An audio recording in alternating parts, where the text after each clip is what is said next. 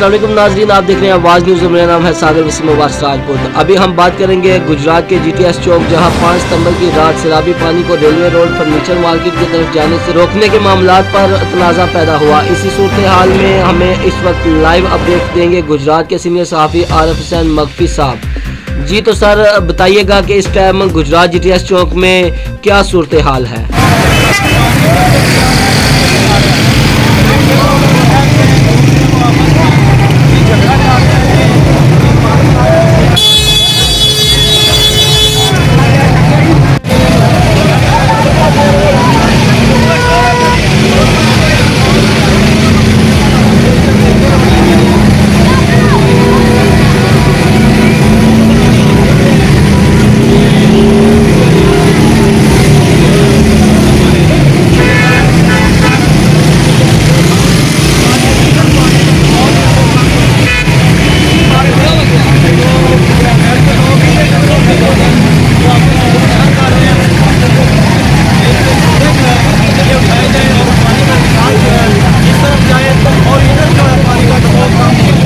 जी तो नाज़रीन, जैसा कि हमें सीनियर सहाफ़ी आरिफ हुसैन मकफी साहब ने अपडेट किया है कि एक तरफ तो लोग अपने घरों और मार्केट को बचाने की कोशिश कर रहे हैं और दूसरी तरफ पानी का बहाव रोकने के पर कशीदगी पैदा हो गई है। रेस्क्यू टीमें भी मौका पर पहुंची और ज़िली इंतज़ामिया सूरत हाल को काबू में लाने की कोशिश में मसरूफ़ है। जी तो नाज़रीन, जैसा कि आरिफ हुसैन मकफी साहब ने हमें सूरत हाल से अपडेट किया है, वो कहते हैं कि यहाँ 5 सितंबर की रात बारिशों के बाद सैलाबी रेलवे ने सूरत हाल को इंतहाई ख़राब कर दिया।